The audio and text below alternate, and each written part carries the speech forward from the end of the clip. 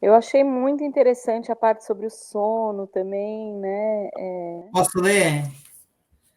Limitamo-nos frequentemente a distinguir entre o devaneio diurno, o sonho acordado, e o sonho do sono, Mas trata-se de uma questão de cansaço. cansaço e de descanso. Perdemos, Perdemos, assim, assim, o o terceiro terceiro estado, estado, talvez talvez o o mais mais importante, importante, a insônia.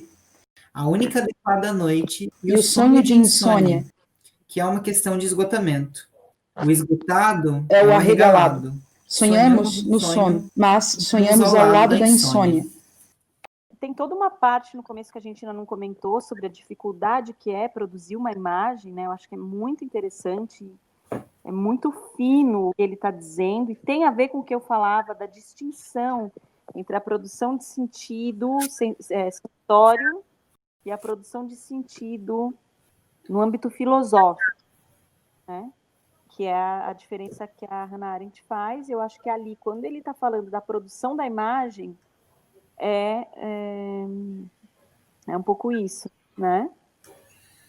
Mas o que eu ia comentar sobre esse trecho é que a gente, no momento agora da pandemia, em que estamos remediando a experiência sensória através da tela, né? A gente perde a noção do que é sonho, o que é insônia, né? E o que é sensação.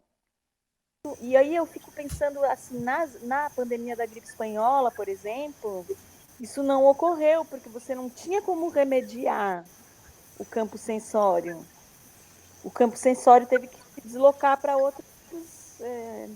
outras dimensões, a dimensão do cotidiano, a dimensão secreta, a dimensão doméstica, né?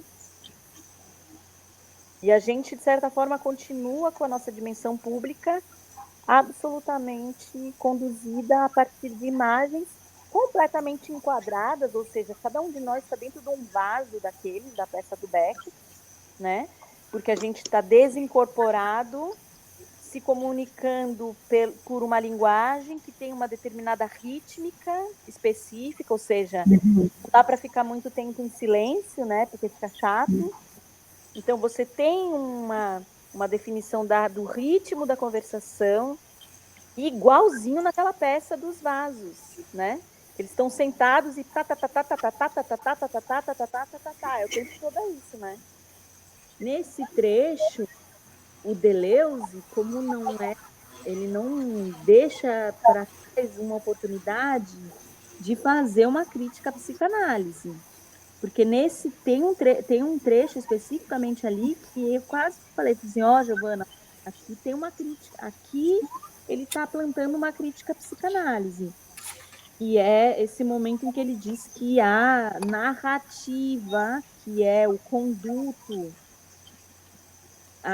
à experiência traumática na psicanálise, a narrativa oral, né, verbalizada da palavra, é capaz de descrever a experiência. Ele fala praticamente isso, né? É porque para psicanálise é importante que você narre, né? Enunciar a memória, enunciar o sonho, né? Enunciar as relações. É que, na verdade, é também não só isso, né? É porque todas as maneiras da captura do que seria o momento em que o inconsciente se apresenta, elas são por essas vias, né? Que é o xiste, é o ato falho, é tudo através aqui, ó, do texto, na verdade, que tu vai, né, projetando para o teu psicanalista, né? Não é só porque é só palavras, mas é porque as maneiras que o psicanalista ele te sonda são também por essas vias linguísticas fechadas e que são regras dentro da psicanálise, né? Isso não é questionado, assim, não se tem o Guattari, ele é realmente em um milhão, assim, né? Porque os psicanalistas, a maioria são extremamente ortodoxos e fiéis ao Freud, né?